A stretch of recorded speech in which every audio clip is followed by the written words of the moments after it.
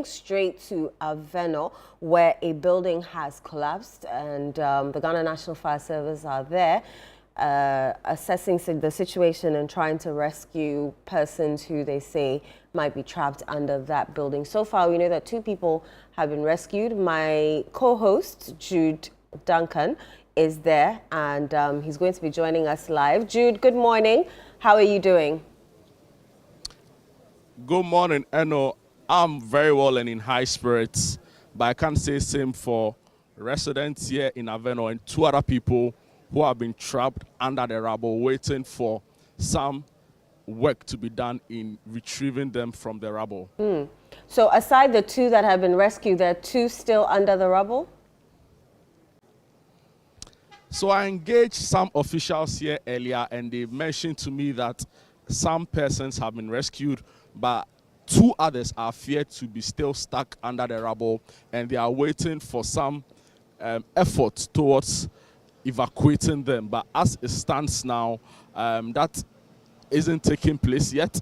The police have some of their men here on the ground. They also have some dogs who are sniffing around, trying to get as much information as possible on this. So basically, it's a joint operation. Many of the security services are here. The Ghana National Fire Service is here as well. The military is also here, and they are working to retrieve the persons feared to still be under the rubble. Eno. All right, Jude, if you have been able to speak to people in authority there, recount to us how the incident had happened and how the Ghana National Fire Service arrived on the scene.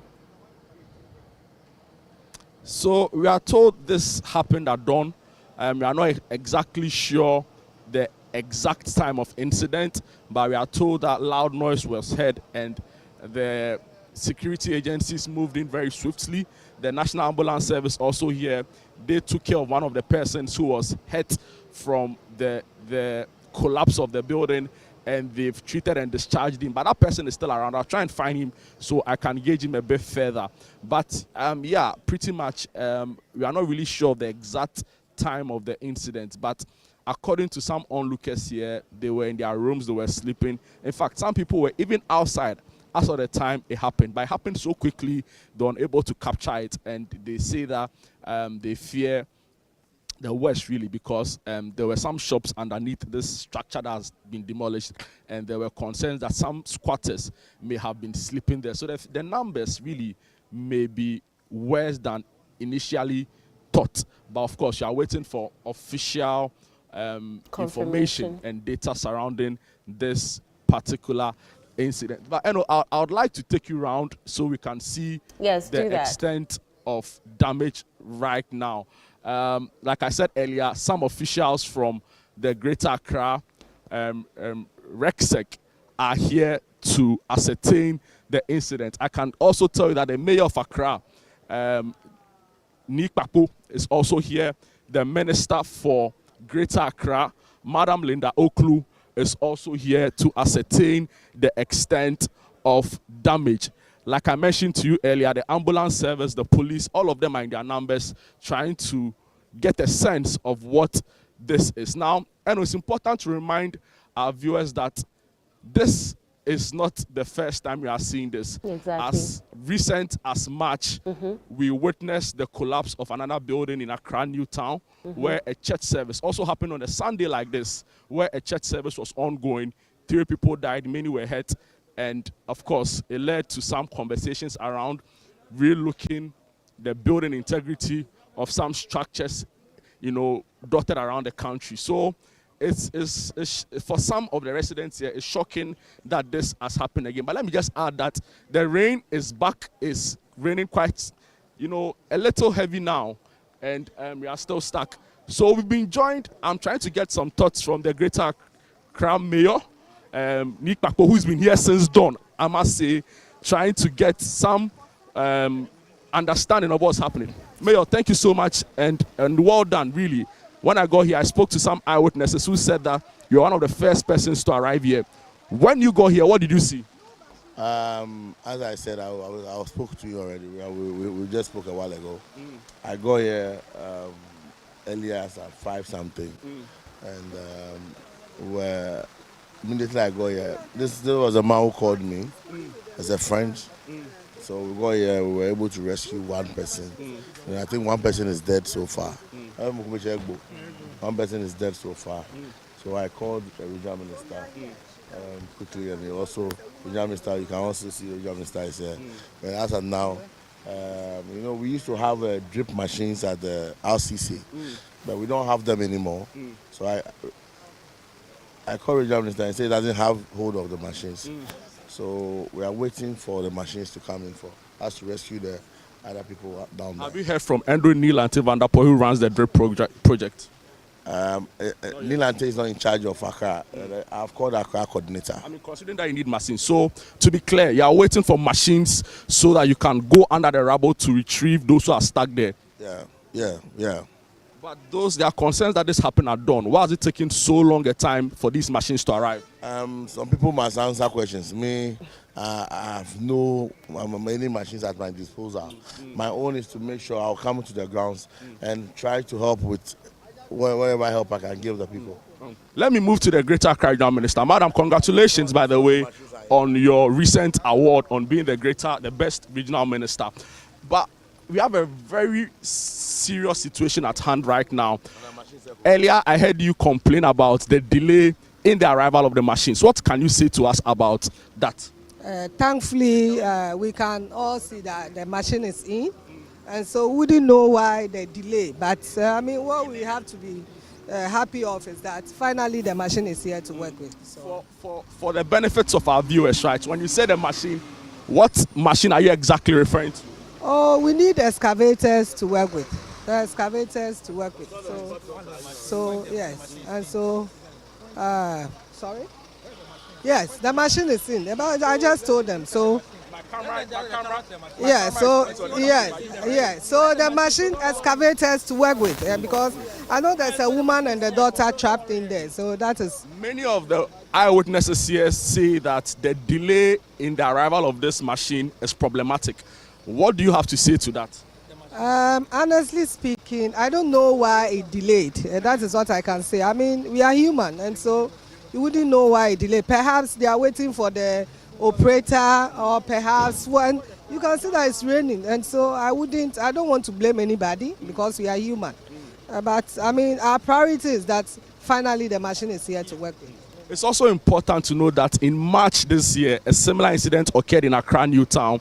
Conversations were rife around reassessing the structural integrity of some buildings in Accra. What do you have to say? Are you concerned as a regional minister that this is becoming the norm?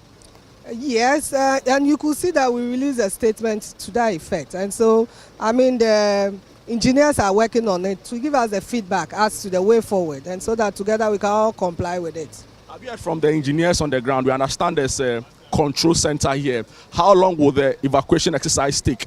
How long are we expected to see those stuck under the rubble retrieved? We have the men here. You could see that the military are here, the police is here, NADMO, everybody is, the mayor is also here. I mean, we have all the security apparatus here. And so, I mean, as early as possible, we are here to witness what will happen. We are just praying that the people in there will be safe for us. Thank you so much for your time. So you just heard the Greater Accra Regional Minister, Linda Oklu, sharing her thoughts with us around the situation at hand. So what we can also report is that when this happened at dawn, there was a delay in the arrival of the machines, the excavators, and other equipment that was going to be used in the removing, really, or going under the rubble to retrieve those who are stuck under. Thankfully, this heavy equipment, has arrived, and the work is expected to start. We are being told that 2 other persons are feared stuck under. A mother with a child is stuck under the rubble right now, and hopefully very soon efforts to go underneath the rubble will commence. But it's also interesting to note that since we got here, the military have been here quite in their numbers. Armed police officers are also here. We've seen some other persons from the national security Right. also here in their numbers as well, trying to understand what is going on here. Yes, so Jude. the deputy NADMO boss is here. Okay. Yes, and I can hear you. Yes, I wanted to clarify that the two persons that had been retrieved, the bodies retrieved from the rubble, is that one person is dead from those two that were rescued? I want the clarification on that. So, we don't have enough information on the number of persons retrieved under the rubble. But what we do know is that earlier in my interview I had with the mayor of Accra, he mentioned to me or showed me an individual who was caught up in this and was retrieved. Okay. Now, the good thing is for him was that he was not further in the building. Okay. So it was easy for them to get him out as of the time the building collapsed. So personally, I can report that I've seen only one person who is being evacuated from the rubble. But I can also tell you that work is ongoing. The evacuation exercise has started. Okay. The big stones is being removed. Now, a difficulty in this particular situation we are seeing here is that there is an electricity transformer very close to the building. In fact, if you can see it on your screen, it's been partly demolished as a result of the collapse, right? And that has also created a very serious situation because they're unsure what else, could be happening in there. So the mayor of Accra in an interview with me said that they are directed for the power to the building to be completely shut so that it can make the exercise easier. But as I speak to you right now, the excavator is in there. They are working. Hopefully, we are able to retrieve persons who are stuck under the rubble. But I'm trying to get some persons so I can speak to. I've been joined by the district NADMO officer for the Okaikwe Sub Metro. Hello, sir. Welcome to Channel One TV. Thank you. At what point did you hear of this building collapse? I saw the news on Joy News, and then I received a call also from a lady who called me and told me that a building here has collapsed just opposite the Malcolm Plus. So I quickly drove in. I got here around 6:35 a.m. in the morning. When I got in here, the mayor of Accra was also here, and then we have the security personnel, the military, the police officers who were all here, and then the national, NADMO from national, they were also here.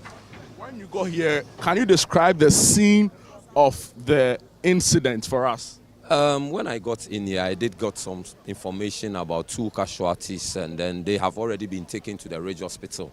And then we have about 2 or 3 trapped in down there. So the mayor called to inform them to bring the excavators. So we were here from about 6 to now. Just a few minutes ago that the excavator got in here. So we are now trying our best to make sure that we could get out the people who were being trapped. Very, very important. Thank you for the safety concern.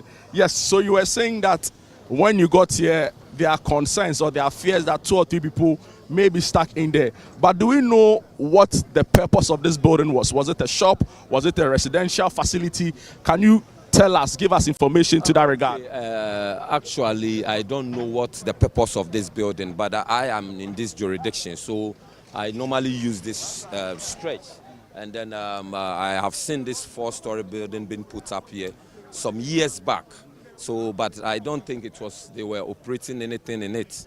They have, I think they have a shop under this building, this story building. So that was, I think, a baby care. They sell, I think, baby products, yeah. So that is what I know. But the actual purpose of this building, I don't know. Thank you so much for your time. But have you seen the person who was believed to have been retrieved from the rubble very early on? No, when I got in here, he has already been taken to the Ridge Hospital. Yes, so I didn't meet I didn't meet the casualties when I got in here. They have already been taken to Rage Hospital.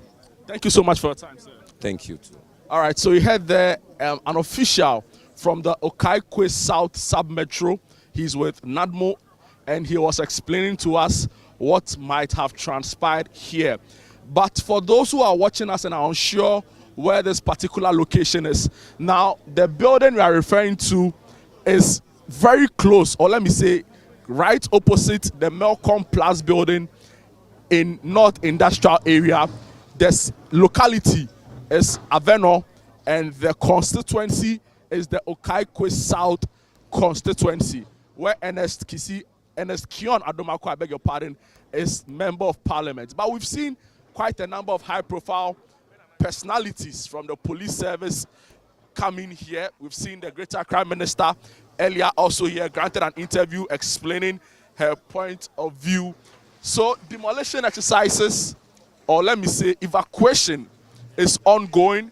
Heavy equipment going under to retrieve the rubble. It's believed and feared that a woman and her child are stuck in there. Other onlookers say it could be more, because this particular building is a safe haven for some persons who try to sleep under when businesses close. Those who don't have homes and are in the locality, usually in the evening, especially when it's raining, they would make a tent underneath the building and try to get some rest. So there are really concerning scenes here. I'll try and get some persons who have been in this area for some time and understand to an extent the locality here. Jude, there's a gentleman standing by you. Also been there's a gentleman standing by you. Yes. I would like for you to speak to him. Is he a resident of Avenor? Thankfully, he's the assembly member for the area. Hello, sir. Good morning and welcome to Channel One TV. Good morning, sir. How are you? I'm thriving. I hope you are well. I'm good. Just unfortunate situation. Can you help us with your name and your designation? So my name is Honorable Alfred CDJ. I'm the assemblyman for the area and also the NALAC president of Ghana. Interesting. What particular location are we in? So we are in the Avenor electoral area. We have 8 electoral areas in the Okaikwe South constituency, and Avenor electoral area is one of them. Yeah. Can you create a picture for us, right? At what point did you hear of this? At what time did you get here? And what can you report for us as far as the work is concerned? Okay, so I was called around quarter to six. So quickly I have to rush down here. I tried calling the mayor. I called the mayor, responded that he's even here earlier. So I came to meet the mayor of Accra. So I got here around 6:20. When I came, the mayor and the security service, they are all around. So at what particular time do we know for sure the time with which the building collapsed? Okay, I was reliably informed that it collapsed around 4:45 to 5. Okay, so the area guys tried their best to pull those they can. And I've been reliably informed that they were able to pull 2 people out. Unfortunately, one is dead, and the other, I think, is at the hospital now. But we also reliably informed that there are 2 people trapped in there. So this building, basically, it was put up about 4 years ago. 4 years ago. So just a few months ago, they were able to complete the ground floor, which is used for a mother care. The person is operating. The next one is supposed to be a mother care shop. And the first floor is supposed to be a restaurant. Okay, and the upstairs is supposed to be a guest house or let me say a guest house. So that's what I mean, reliably informed. So are you saying that the building adjoining to the rubble we see here, they were all together? They were all together. And this building is a residential facility. Yes. And what we saw collapse had a restaurant and a mother care shop. The first floor. The first floor. Okay. The first floor is supposed to be a restaurant. The ground floor, which is being in operation now, okay, it's used for a mother care. So the person is even operating in it. About 3-4 months ago, it was open, so it's fully operational. Now, I want you to explain to us, there are concerns that the building wasn't fully developed or completed as of the time it was collapsed. Do we have any information around that? And do we also know the state of the building before it all came down? Okay, if I can say right now, all we need to find out whether the building is having even building permits for it to be considered. That is one legitimate question that everybody would have asked. That is the building having permits? Who supervises it? Because this is, I mean, a 3-story building. You can just imagine. And this raises a lot of concern within even our jurisdiction, whether the proper thing has been done. But at the moment, one thing I want to dwell on is how to do our response to things. Response. Actually, we've been here for the past 3 hours. The first excavator came, it was not working. Okay? They have to, so about 3-4 hours. This one. And who was responsible for bringing in the heavy equipment being used? The person has to do, every assembly is supposed to have drip machine. Okay, we have the drip coordinator. So what was the information that was in? But I'm not shifting blame to anybody. But at the end of the day, the 2 people are trapped in it. So I'm assuming that they have even 1 hour lifespan. Okay, for them to be under, for them to be rescued. 3-4 hours. Everybody was confused. Everybody. So our response to issues in Ghana is nothing to write home about. Let me put it that way. So there was a delay in the arrival of the equipment. Factually, there was a delay. Because just look at the time this machine came. Okay, if this thing happened around 5 o'clock, and so now the machine which is in operation just came, you can just ask your question that what is happening. Our response to issues is not the best at all. All the mayor is here, the regional minister is, everybody is here. Okay, so who is supposed to answer certain questions? These are the questions that I will ask as an assembly member for the state. I want to also try and help us understand how busy is this area usually? So the entire area is busy because we have the Melcom here, we have latest foam here. So the person who put this is going to make business out of. That is why all the ground floor has been occupied for a mother care. The second one, as I said, for the restaurant, which is not yet in operation, and the upstairs is for the, how do we call it, the residents. Okay, but the area is very busy. But this was completed some few months ago, which I think right now is getting people to occupy the place. This is the second building collapse in the past couple or in some few months, right? In March 2026, we saw the Accra New Town building collapse. Also on a Sunday, where 3 people died.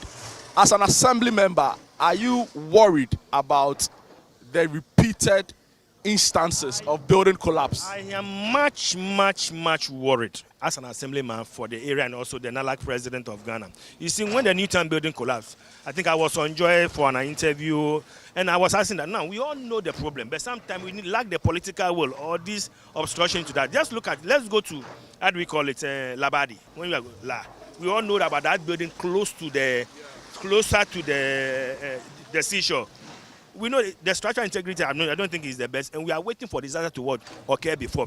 We have a similar one in Avenor. I've told the mayor from now we must even just move it right under my nose at Avenor. It needs to be brought up. We shouldn't wait for disaster to occur before. I will go back. We should not even wait for disaster to occur before. We'll be granting interview. We all know the right thing to do, and people need to be held accountable. If you are putting up a building and the building is not in the right shape, you don't have the permit, because as soon as you have permit, we have engineers from AMA who will come and inspect. Some people will come for permit for just 1 story, and they think they are smart, and they will increase it to 3, 4, or 5. All these things need to be checked.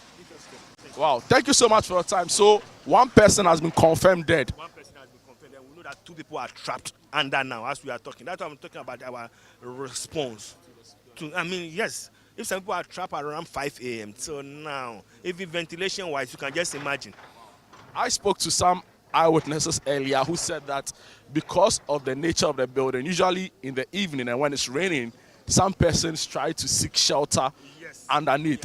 Yes. And they fear that because it was raining last night and early this dawn, they are concerned that some other persons maybe more. Do you get a sense? Yeah, I get it, because the 2 people are the people who sleep there. Okay. Since it's raining, there are a lot of squatters around. Definitely, maybe some might be hiding, then maybe the building might have collapsed. So we are still waiting for the debris to be removed, and we'll see what we can do about that. Thank you so much for your time, sir. Thank you very much, boss. Great. So you had the assemblyman for the Avenor district here in the Okaikwe South, one of the electoral areas here. There are 8 of them. He's also the NALAC president, sharing his thoughts with us. Now, according to him, the 2 persons who've been trapped in there are persons who are known to be living in there. They stay in there, and yes, so they've been trapped. But from some residents here and other persons who know the area, know the building, live around and work around, the fear is that because the building is huge and it has some shelter under which persons who don't have homes can sleep under when it's raining, they usually would see persons gathered there. So the fear is that the number could be more. But I know what I can report to you is that we've been officially told that 1 person has lost their life as a result of this unfortunate incident. 2 persons, like I said, trapped in there. I have personally seen 1 other person who was rescued and was looking very fine. But we've been joined by the deputy NADMO boss. He's been very busy. I can see that, busy. yes. Honorable Teddy, thank you for your time and welcome to Channel One TV. Fair enough. I mean, he has some very busy schedule to attend to. Hopefully, he will join us right after that. And he's been up the whole place trying to get some work done. It's been very difficult. And we've seen that a command post has also been set up. Currently, the deputy NADMO boss is engaging the Greater Accra Regional Minister together with the Mayor of Accra on the efforts ongoing to deal with this particular situation. It's been very disturbing. It's been very, very disturbing for some persons who are here, and the fear really is that the situation may be worse than feared. All right. As I speak to you now, officials from the Ghana Armed Forces are on the rubble, and they are trying to draw up a plan to effectively go underneath the debris and get to the persons who have been stuck in there. So a lot is happening here, and I can tell you for a fact, and it is very, very disturbing. Right. One major concern we've heard from some persons here is that the transformer from the electricity company of Ghana, very close to the building, is making the rescue efforts very difficult. That has been mentioned. Another fear also is that, as you can see right now, that transformer I'm referring to is in your shot. Another fear is that the response rate from officials mandated to begin the evacuation took too long, because this happened just before 6 a.m. we are told, and as at 8 a.m. when the minister got here, the heavy equipment had not arrived. We got here as early as 7 a.m. When we got here, the machines were not here. And for some persons here, they are really disappointed in our response rate. We've seen officials from the National Fire Service also having their own specialized equipment to help with the evacuation process. So it is very, very concerning, I must say. Very, very concerning. Some eyewitnesses say that they are really surprised and shocked at the rate at which it took for this equipment to come, knowing that every district is supposed to have their own drip project or drip machine. Jude, a quick question to you while you run us through what is happening at Avenor. We understand that the Vice President is going to be there, so stay on that beat for us. But a quick question for you, Jude. The Assemblyman mentioned that the adjoining building is a residential block. Do we know whether the residents in that particular building have been evacuated, or they are still in their building, as it is very close to the collapsed building? No, please kindly repeat your question again. I lost you briefly. Okay. So I was alerting you that the Vice President is on her way to your location, the collapsed building site at Avenor. So I was saying you should stand by for that. And I'm also asking you that when you spoke to the Assemblyman, he mentioned that the adjoining building to the collapsed one is a residential building.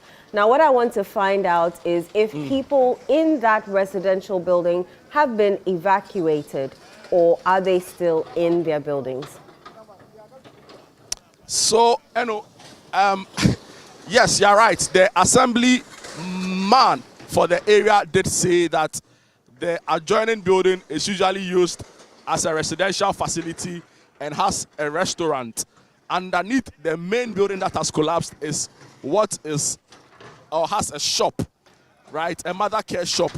Now, we are not really clear, right? We are not really clear as to how or whether the remainder of the building will also be demolished. But it is very likely. And a very difficult situation right now is the electricity cables, right? Right. In the way of the demolition exercise. It's made the exercise very difficult for the officials involved, and they are seen to be having a hard time, I can tell you that for sure, as far as clearing up the rubble is and going to get the people underneath the rubble. So it's been a very difficult situation. Right. But earlier in your shot, you may have also seen some K9 units from the Ghana Armed Forces together with their specialized dogs who are, I believe, are going to try and get in there to sniff for persons who are in there. So it's been very difficult. The exercise is still ongoing, and a lot of people have gathered around. The minister is still here. The mayor is still here. ACP Kofi Sapon as well is also in here as well. So we are following and we are monitoring keenly. We try and get as many officials as possible to give us a proper and a clearer picture of what the situation is. But clearly, it looks very difficult.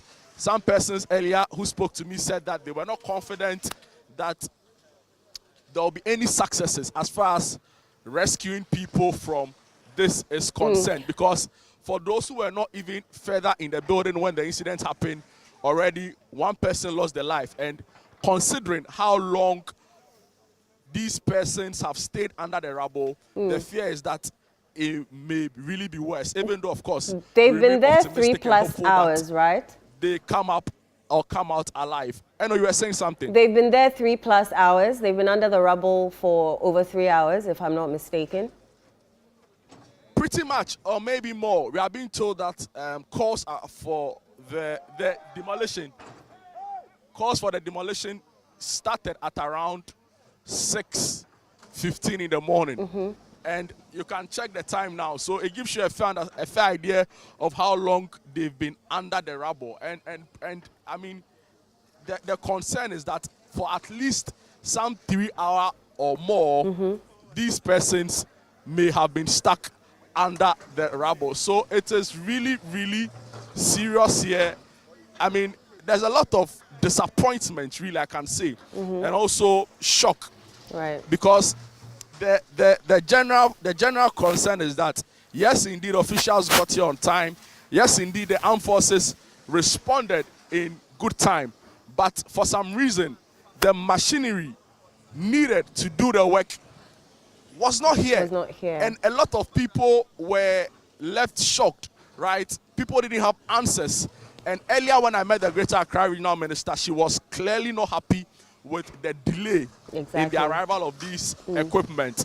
So it remains to be seen what will happen in the aftermath of this. But demolition is ongoing, or let me say evacuation rather is ongoing. They are trying to clear the debris and get underneath to see the extent of damage, and pretty much shortly and hopefully we get some good news to share with you as far as this exercise is concerned. Jude, earlier it was raining. What's the weather situation there now? So it stopped raining. As of the time I got here, it was largely drizzle.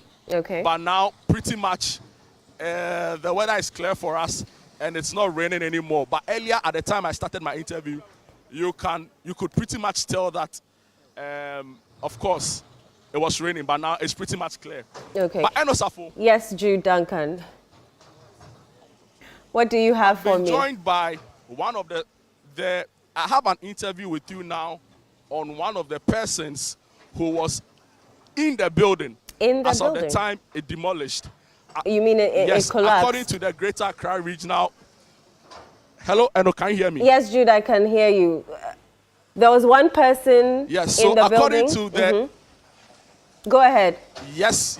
So according to the Greater Accra Mayor, Nick Papo, he pointed out to this young man as one of the survivors. He was in the building at the time of the demolition. The collapse. Sorry, at the time of the collapse, rather. And I'll try to get his thoughts very briefly. Kindly Hello, sir. do Good that. morning and welcome to Channel One TV. Good morning. Sorry about the incident you have just faced, and commiserations really with you. How are you feeling? Well, I'm not feeling fine now. In short, I don't feel happy at all because what happened today, I don't expect that. Were you in the building as of the time the building collapsed? Yes, no, I did the bidding now. As I just see the one pillar fall, nothing come out beside the bidding. One of my colleagues will still said the bidding. As that one hear the noise, that one still come out. That one still want to snap the pillar, go send, go give the guy get the house. The next night, the bidding begin to fall. Now me wrong. Now that one still keep wrong, and the bidding press her for ground there. So how many people were in the building as of the time the building collapsed? There is 2 people, but one in the mosque there. The building hit that one, but other guy is stay this building, but that one jump and break his ribs. Wow. So he's been hurt. Has he been sent to the hospital? Yeah. Sent to the hospital. Yourself, were you sent to the hospital for any checks or assessment? Yes. They treat my leg. I have some medical issue.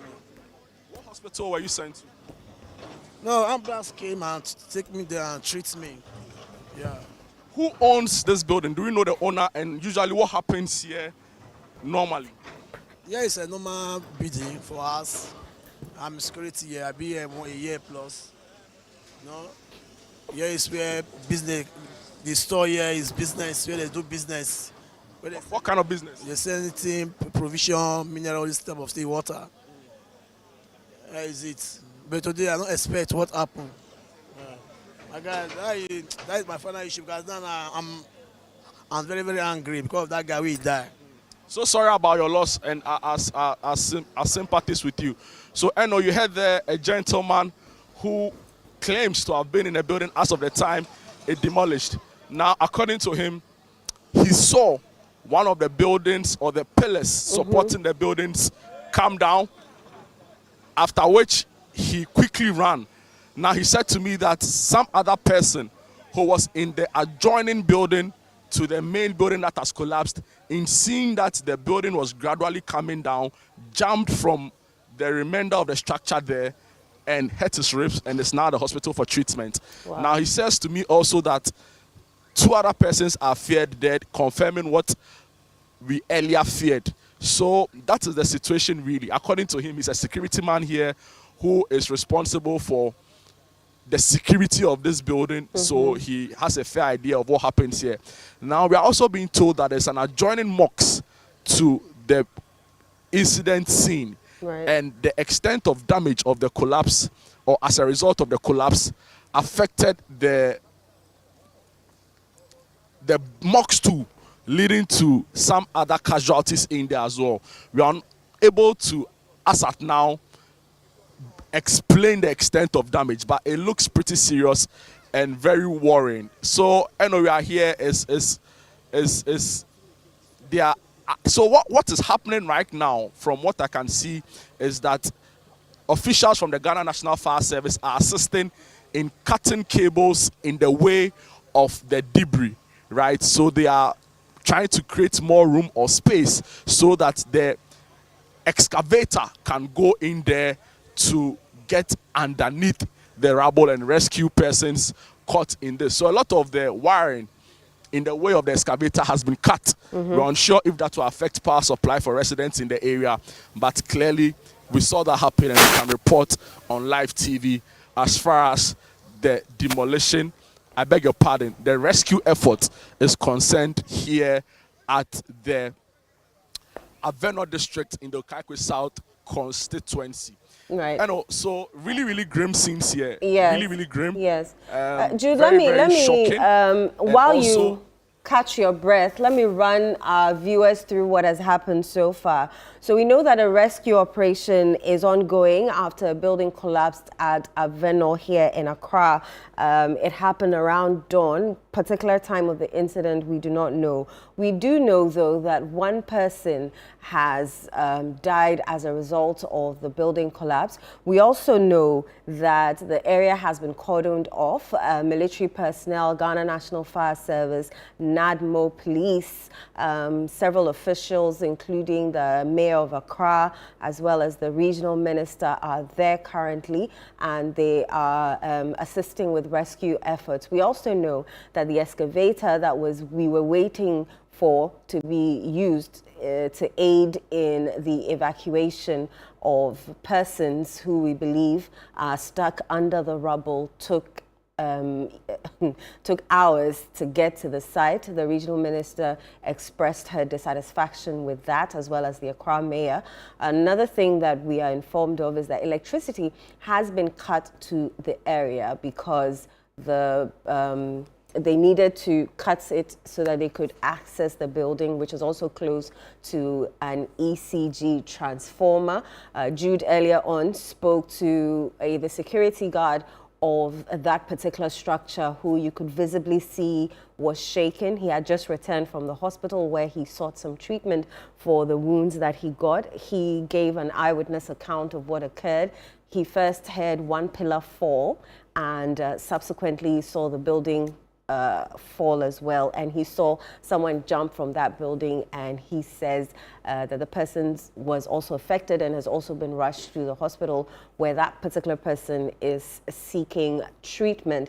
Efforts are still underway to assess the rubble and to dig out persons who may either be alive or dead. We cannot confirm, but it is confirmed, though, that there are still 2 more people in that building. That building, we understand, has a baby and mother care provision store, as well as a residential part, as well as and we are being told that it wasn't completed. It wasn't a completed structure, but it was still being used.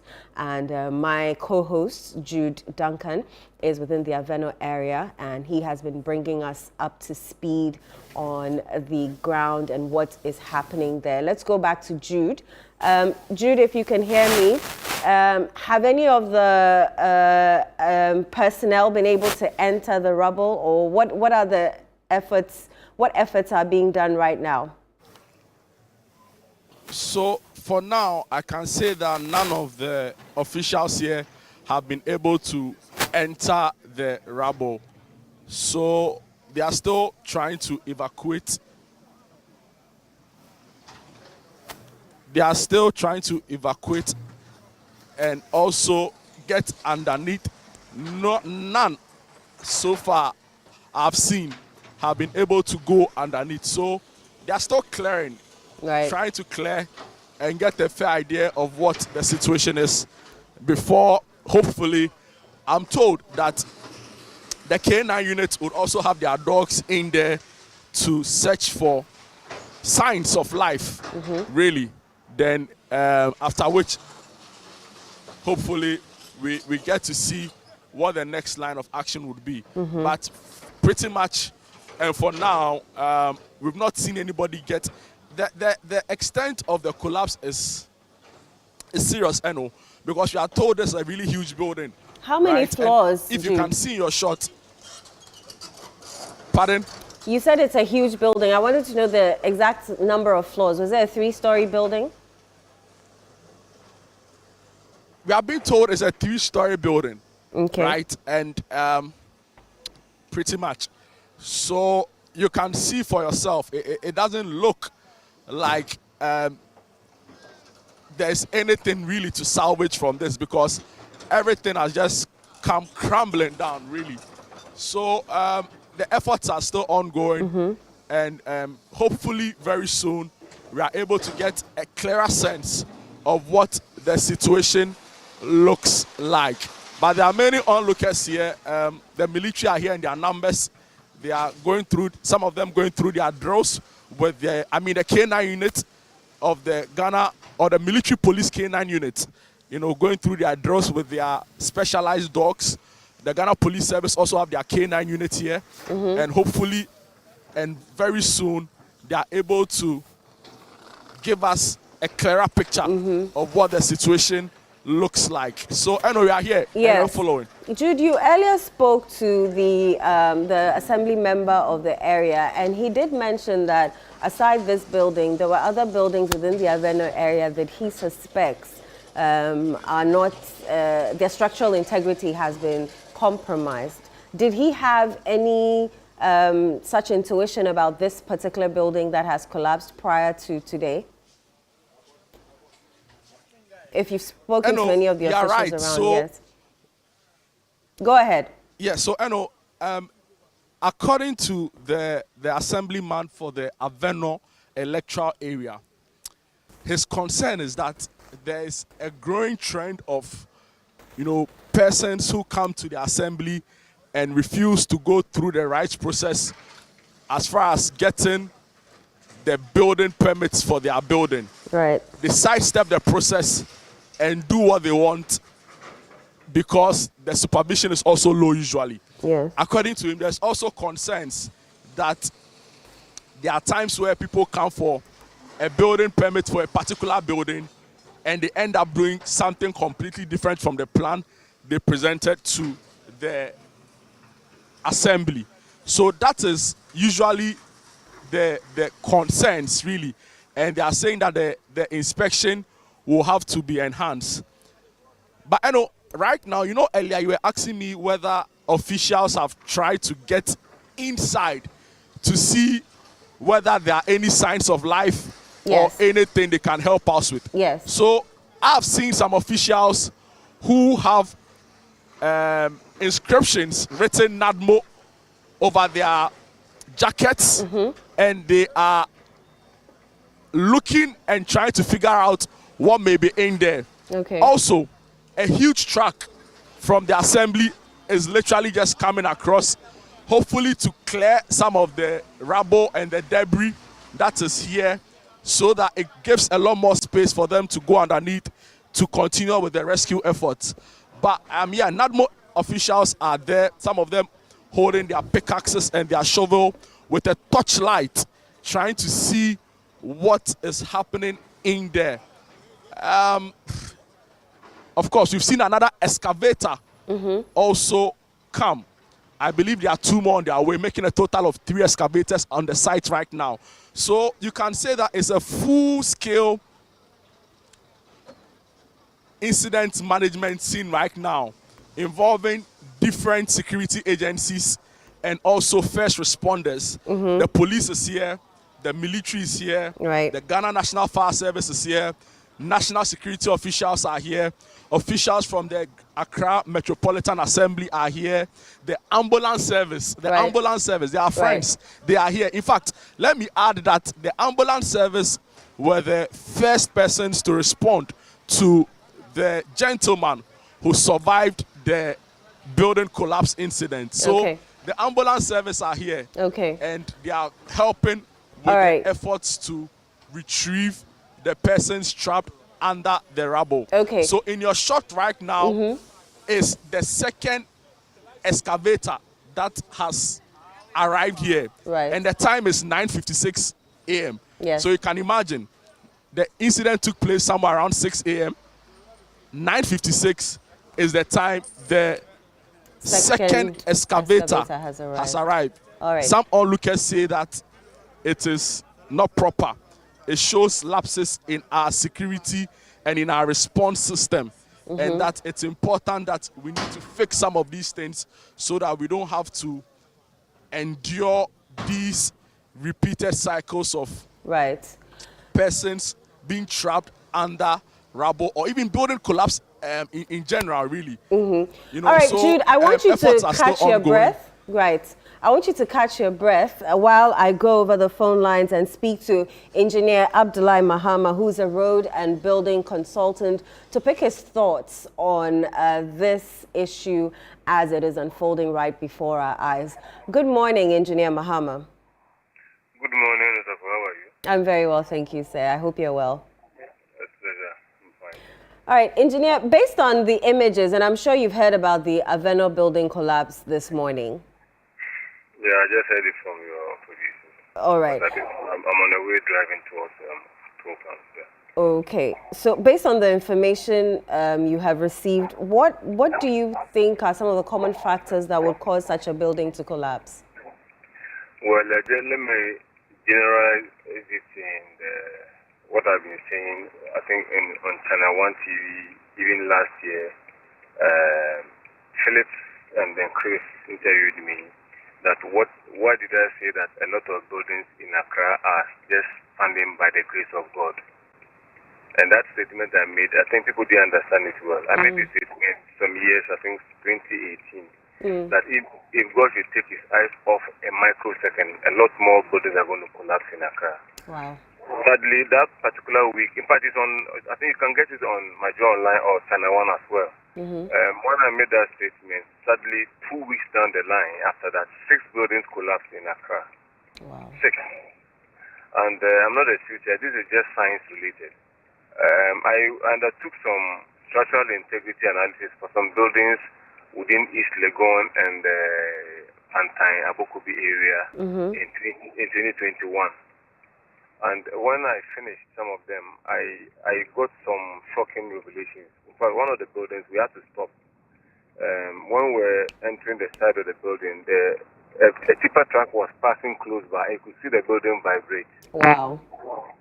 And so it was alarming. And I said, we will not risk our lives into this. So that eventually was retrofitted. What it means is that the functionality or the integrity of the building was so much in question. Right. And so sometimes the assemblies would have their drawings properly approved. But when it comes to the execution of the construction, that is where some of the owners of the buildings decide to shortchange their own designs and then go on with less standardized material in terms of the number of iron rod they are supposed to put in the building, and then the concrete mix. Let's say if I know that one cement bag is supposed to use to produce 30 number of blocks with that's a 42 N and N. People will go and do 60 or 40 bags with one cement bag, and sometimes with the understanding of with the consent of the owners of the land. And so we are shortchanging ourselves in our buildings. I'm not surprised that sadly this is happening. And last week on Wednesday, the day of the Eid, when we had a holiday, one other building of 54 rooms collapsed at Ganoff. In fact, I had a discussion with the Ganoff MC. But he has seen the building and has raised his doubts about the integrity of the building physically. The owner had his own, resentment. He was trying to pull off, and then they told they should go and undertake the integrity so that they can retrofit the building to strengthen it. Right. This nothing didn't, and then sadly, 54-room building, which is about 6 million Ghana cedis, had gone down. At least there was no death, there was no casualty. And so if it becomes collapse of buildings and nobody will die, I'll be all for it for the recalcitrant developers or owners of the land who decide not to do the right thing. My dear, a lot of the buildings in Accra, and I'll say it today again, a lot of the buildings are standing by the grace of God. Wow.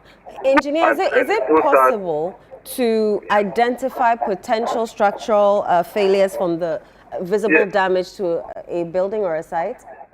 You see, when you are driving and walking across, even those who the lay persons are able to raise doubt about some buildings which are springing up. This building that collapsed recently is it the one that they use as a church? Adenta.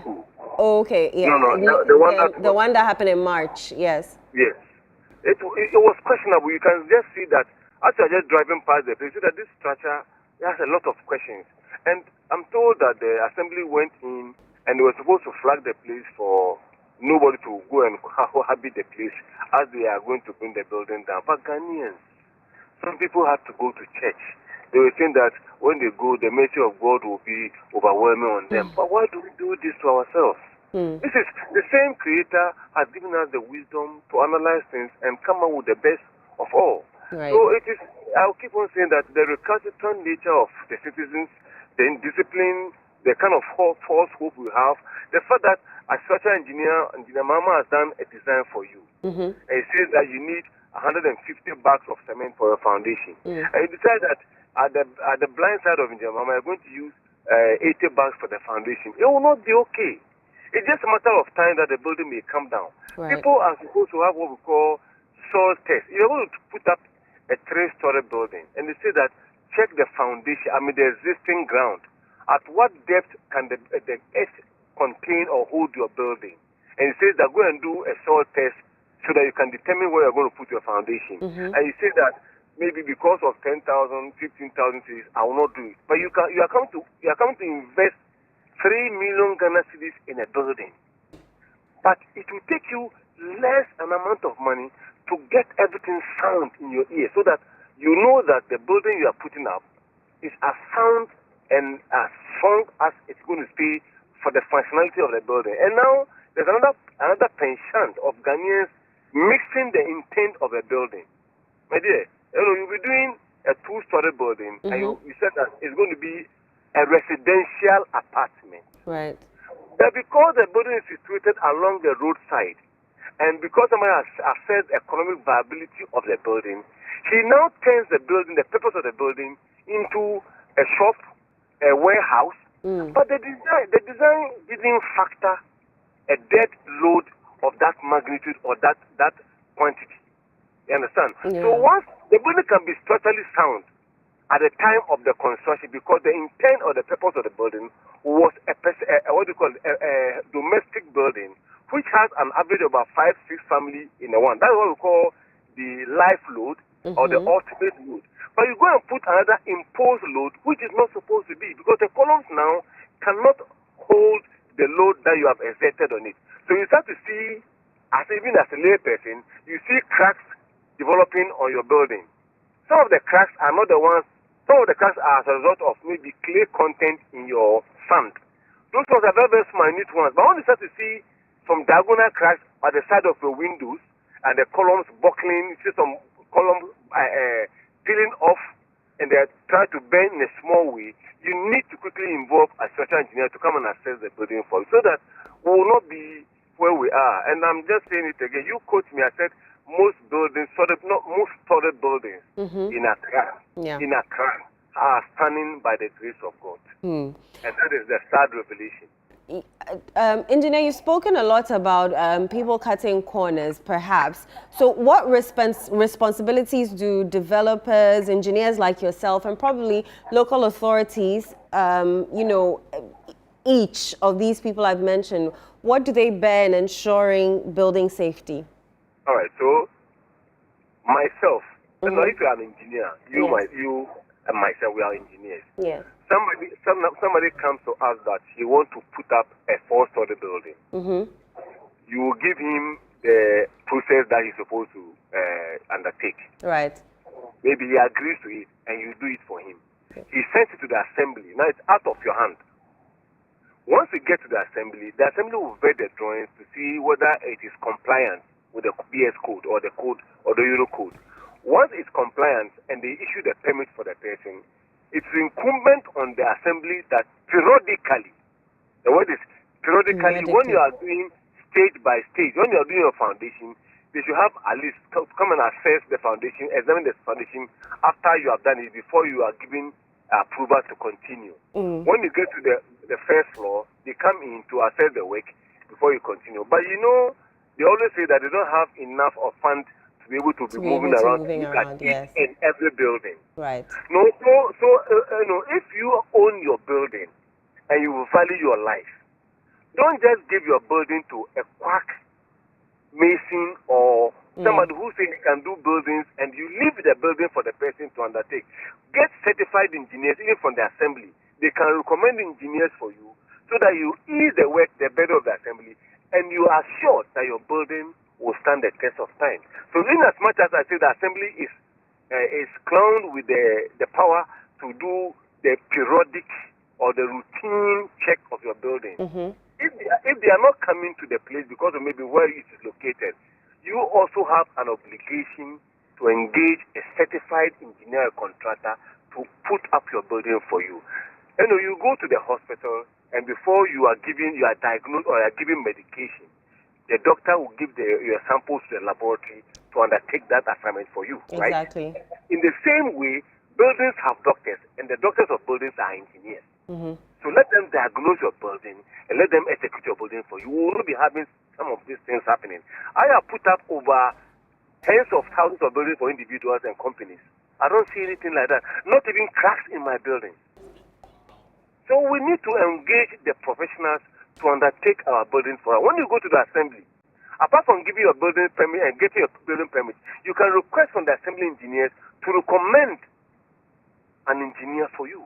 Okay. So that at least it becomes binding that when I even wanted, I'm a lay person, but when I wanted Eno to recommend somebody for me, you recommend Engineer Mahama or Engineer Philip for me to undertake my building. And now we can have some sanity in our state. But it's not surprising that already we're having buildings collapsing, and then now the rains have come, the buildings are becoming more wet, the foundations are undermined. What we say that one of the first requirements before you execute a building is what we call the soil investigation. This is the reason why we want you to do a soil investigation, so that in the event where you have 4 days of continuous rain, we want to understand how the soil would perform with the load that you have applied on it. Wow. It is not just a fluke that we ask you to do the soil test before you put up your building on it. It has a reason why. So in the event, you have what we call the California burial ratio. What it means is that in the event where you have 4 days of continuous rain in an area, and your building is sitting on that particular soil, how would the soil perform? And how would your building be able to stand the test of time? So this education, it goes for everybody. The engineers who are not structural engineers or civil engineers, we have mechanical engineers, electrical engineers. But basically, these informations are supposed to be there on your YouTube for people to be listening and apply. It's application which is the problem. Engineer Mahama, you've spoken a lot, and we really appreciate your time. I'm lost for words because we see this happening time and time again. Just Wednesday, another building collapsed at Adenta, and today a similar issue at Avenor. In a situation like what is happening right now, there's a residential building just close by. So should nearby buildings be evacuated following a collapse like this? No, the other buildings may have gone through the various process in ensuring that their buildings are sound. Okay. You may have 2 buildings sitting on the same soil. One of them would have what we call its soil test properly done, so we're able to determine the depth of the foundation. The same building will have its design properly done by a certified structural engineer, and they adhere to all the iron rods and then the mixed design that was given to them. Okay. The opposite building, sitting almost the same soil on the same opposite of the other building, may have done everything wrong. One building will come down, one will survive. So we have to just assess the nature of the other buildings around to see whether they are structurally sound, and they will be allowed to be functioning as usual. Any other one which is in question, the assembly may now evoke the laws and assign a structural engineer to undertake a structural integrity analysis. It doesn't mean that when your building has failed, a portion of your building is question mark. It means they are going to collapse the building.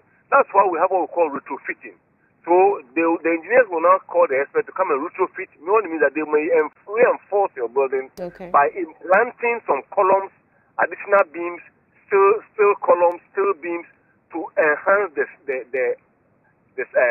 compliance or the integrity of your structure. So people should not be scared to engage engineers to undertake such things. I've been saying on Channel One, I said that anytime you see foreign investors coming to your country and they go in to acquire existing properties, they first and foremost engage engineers either from the Ghana Institute of Engineering or the Institute of Engineering and Technology, or they have some consultants like us. Then what they do is that they engage you to go and assess whether the building standing there can be used for the intent and purpose that they want to put the building to.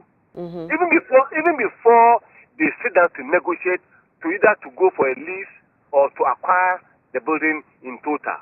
Right. But how come we are sitting in our own country, and we feel like we don't want to undertake such things that will rather enhance the functionality of your building. I don't understand.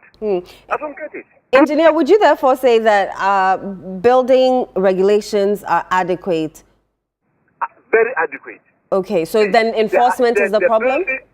The building regulations in Ghana, let me give you the LOSPA has part of the bill. That's the Land Use and Special Planning Act at 2016 at 925.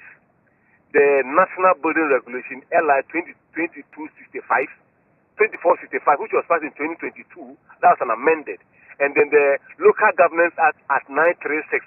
These two documents are so beautiful with proper regulations that sometimes ensures that some responsibility is with the assembly and some other responsibility is with the owner. And if we all adhere to it, we will not be where we are. We may have one exceptional case that may be as a result of a severe or an intense earthquake or an earth tremor or a very huge flood that would have eroded a whole building completely because of not the building but because of adjoining facilities and functionality of the soil. That has brought the integrity of a foundation to where it is for a building to collapse. Otherwise, these are exceptional cases, what we call the force majeure, the act of God. You get it? Yes. So the other ones are all non-compliance with regulations and people cutting corners to execute their buildings, and then you lose a 6 million Ghana Cedi building because you didn't undertake something which would have been 100,000 Ghana Cedis to a 6 million Ghana Cedis. Who has lost? At least one, there was no life lost on that particular. I'm very excited, or let me say, I'm very satisfied that an individual had not complied with the execution of his building regulations, and then his building came down and nobody was affected. Engineer, in the aftermath of this building collapse, what key questions should investigators be asking?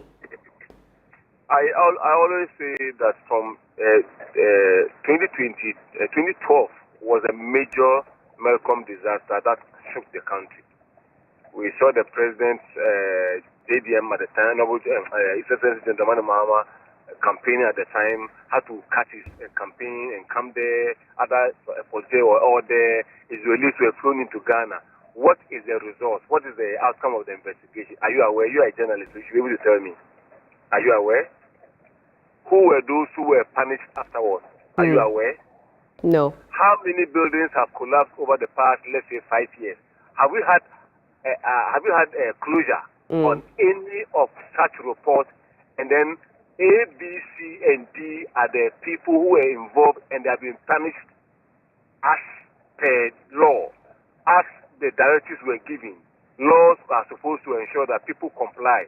So after all the investigation, what is the report? How is the report displayed for people to be a deterrent to people that Eno and Mahama were arrested for non-compliance with a building regulation and it led to a collapse of the building. And as such, they have been sentenced XYZ, they have been fined XYZ. Then the others will sit up. I don't get any of the reports, the closure. As I'm sitting here with all the knowledge I have, I've not had the closure of all the reports. Right. So we don't know. It doesn't become a deterrent to other people after the results they're not made public. I don't see the security breach in not making some of these things public to serve as a deterrent to the next person who is engaging himself with the same act. I don't get a report. You don't get a report as a media person. If you don't get a report, how will the individual get a report? Exactly. Engineer, one last question before I let you go. If there is one lesson developers, regulators, and the public should take away from this incident, what would it be? The buildings will come down. And so, just engage. The lesson is that your building, you will lose your property and you may lose a life. It may be a dear one or a friend or any other person you have engaged to undertake your execute your buildings for you, which will just change your life for worse. Because if your building collapses on any other person, you know you are already doomed. Like if you don't even get closure from government as in punitive measures, yourself, your conscience is gone. So what you have to do is that just ensure that you adhere to basic principles and engage professionals to undertake your buildings for you. And I think there's a win-win situation. You become excited, other people become very excited, and that's the end of a very good exercise that will be taken by an individual or a corporate institution. Engineer Abdullahi Mahama, always a pleasure speaking to you. Thank you so much. You're welcome. Engineer Abdullahi Mahama is a road and a building consultant. Let's go back to my co-host, Jude Mensah Duncan, who is at the site of the building collapse at Avenor. What we can tell you is that there are efforts ongoing at a building collapse at Avenor here in Accra, where a 3-story structure has collapsed. One person we can confirm has died. We can also confirm that 2 have been rescued, and we can also confirm that 2 others are feared to be buried under the rubble. We know that rescue efforts are underway by a number of agencies, including NADMO, the Ghana National Fire Service, the military, the police. They're all there assessing the situation, trying to find out the best way to go under the rubble and rescue those people that are believed to have been buried under it. We also understand that the Greater Accra Regional Minister is there. We also understand the Accra Mayor, who said he had been there from 6:30 a.m. and is still there. We know that the first excavator that arrived was not working. A second one arrived 3 hours or so later, and when I spoke to Jude at 9:58, the second excavator arrived. We know that the rains have subsided a bit and that rescue efforts are still ongoing. We're going to try and establish contact with Jude again so he can speak to a few people who we understand have arrived at the scene of the collapse. We also understand that from the Assemblyman's interview that we had earlier, he was very unhappy with some or certain buildings within his jurisdiction, which he believes are not, fit for purpose, for want of a better word. And so he has reported those structures, and he believes that right from the Avenor site, they should go to those structures and pull it down, because he believes that they are just a disaster waiting to happen. The Assemblyman did confirm that that structure housed a shop, a baby and mother care shop. It also housed a few people at the top, I believe, and a restaurant in the middle, which he said at the time, he knows that some people live within that structure when it closed. Jude also spoke to the security guard, who said he heard he had a sound, and when he came out, he realized that it was one of the beams of the building that had collapsed, and so he rushed out. And there was also another person who the security guard saw jump from the building, and he broke his ribs. He has been sent to the Greater Accra Regional Hospital, where we believe he is receiving treatment. The security man himself also received treatment, and he was visibly shaken as Jude tried to speak to him. Jude is back on. Let's go back to Avenor to speak to Jude. Hi, Jude. All right, what more can you tell me? Yes. Hello, Eno. What more can you tell me? So, Eno, currently, as you can see in your shot, it's raining heavily now, I can say. When we got here, it wasn't raining. A few minutes after, it began to rain, and now the rain is back on. What I can say is that it's made the rescue effort even more difficult, but we've been joined by the Deputy NADMO boss, Teddy Adi, who's been here with his men from early, and they've been trying to assess the situation. Earlier, I saw him try to go in there holding his torchlight. He'll tell us what he was trying to do with that. Also, he said to me earlier that there's another situation at Clagon. He'll be sharing all of the insights with me. Honorable Teddy, thank you so much and welcome to Channel One News. Thank you so very much for having me on. Great. Clearly, the rain has made matters difficult. What else can you tell us about the rescue efforts? So as it stands now, we're just trying to look for an entry point where we can now enter with our men to see if those that have been trapped are still alive or dead. So that's what we want to do now. I won't use my cap to cover your face. No, it's fine.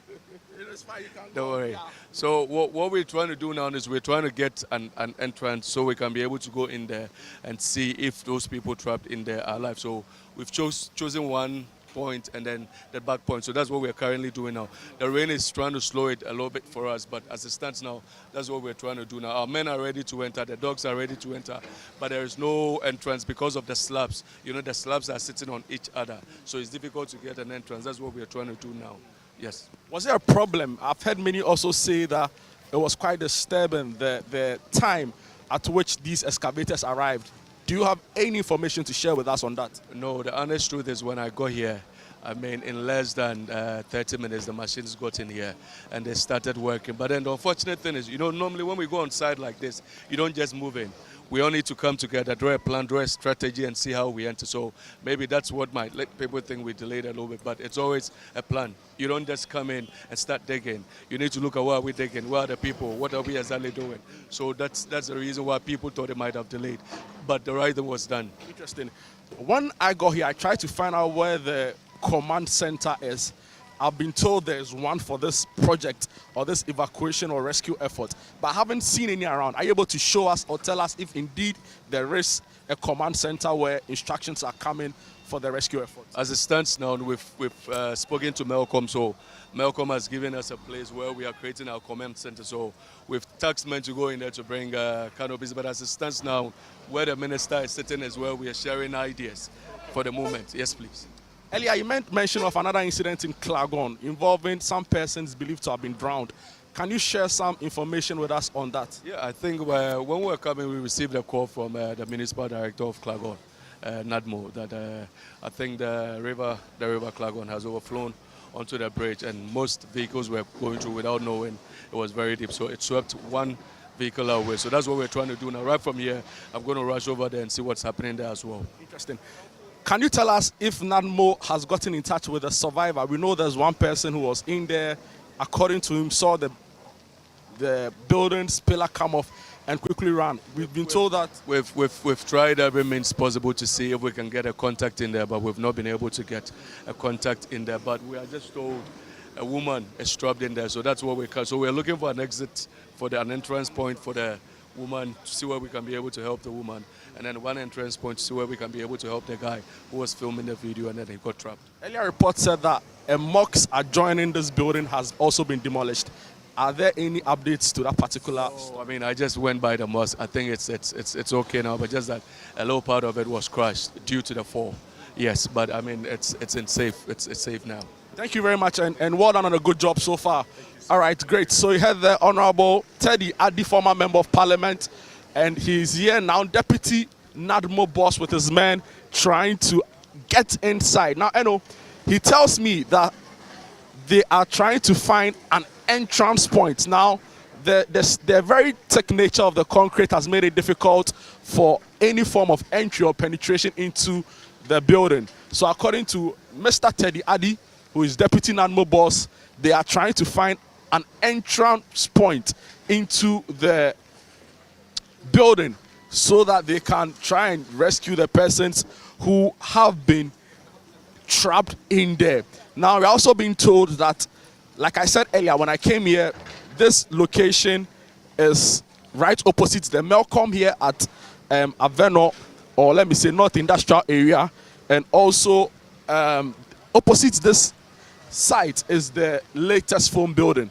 Now, I know we are being told by Nadmo that they are trying to get access into Melcom to use as a command center post so that ideas can be shared, strategy can be shared, so officials and rescue first responders here can get a fair idea of what the situation is here. Let me also quickly add that the Nadmo boss also made mention of a drowning incident in Klagon. He made mention to me earlier, but he didn't have all the facts to that matter. But he's confirmed that some cars are believed to be drowned. Some other persons are also believed to be drowned. And Nadmo is also concurrently trying to take care of that situation as well. The Member of Parliament for Okaikwe South, who goes by the name Ernest Kion Adomako, was earlier also spotted here trying to help with the information sharing as far as this particular project or this rescue effort is concerned. And let me say that the rains are coming in quite heavy, and it's making it very difficult. Also now coming in right now, I've seen officials believed to be technical persons from the Ghana or the electricity company of Ghana who are now here to help, because if you've been following the coverage of this, there's a transformer believed to be one of ECG very close by the incident scene, which made rescue efforts very difficult. In fact, at a point, officials had to cut through some electrical wiring to be able to go ahead with the demolition exercise. I'm drenched now, it's very wet here. It's difficult to even try to get a sense of what the situation is right now. But law enforcement tell me that they are doing their possible best to be able to get to the very end of this as far as rescuing the woman and the child in there. And there it comes down. So an excavator just hit one of the street lights in the process, and the process is even more and more difficult. So that is the state of affairs here at the Avenor district in the Kaikwe South constituency. Is getting grim and more difficult, dire by the second. With each second that passes by, a mother and a child feared, believed to be trapped under. We are not really sure what the aeration of the place is like. We are not really sure whether there is enough air for the woman and the child to be safe. And the fears are that if this is not done speedily, if this is not hastened, there may be other bad news. Hopefully we pray against that bad news, but efforts are ongoing. There's a big truck from Nadmo which is clearing the debris being picked, or the rubble being picked from the rescue efforts. There's a big ladder from the ECG officials. I believe they are here to also contribute as far as the rescue efforts are ongoing. I'm not really sure or clear what the ladder is going to be used for, but we'll be following the coverage clearly and would try to give a fair idea. So in your shot, officials from the ECG, I believe, ready to climb in the rain. Unbelievable scenes to fix or contribute towards this rescue effort. So I know it's difficult. That I can tell you for sure. It is very difficult as I speak to you right now, considering all the circumstances really under this. Some person said to me off record that this is one of the most difficult rescue efforts they've ever been engaged in. And you can clearly understand why. There's rain, there are so many obstacles between their way, and this is a really huge building. So we'll be following and we'll bring you the updates as far as the rescue efforts here at the Kaikwe South constituency, Avenor to be precise, is concerned. All right, Jude, let me let you catch your breath. Efforts, as Jude said, are underway. Rescue operations is going on after a building collapsed at Avenor in Accra today, Sunday, June 7th, leaving one person dead and another person in critical condition at the Ridge Hospital. We were told by the security man who also was at the site of the building as at the time it collapsed that he was lucky enough to have heard a side of a beam collapse. He came out to see what was happening, and immediately the whole building collapsed. So the person who's at Ridge jumped out of the building, and in landing, his ribs, we believe, or he believes, as he told us, are broken, and he's receiving emergency treatment at the Ridge Hospital. We also know that this particular incident is opposite the Ashfoam showroom and adjacent to Malcolm Plus in the North Kanishi area.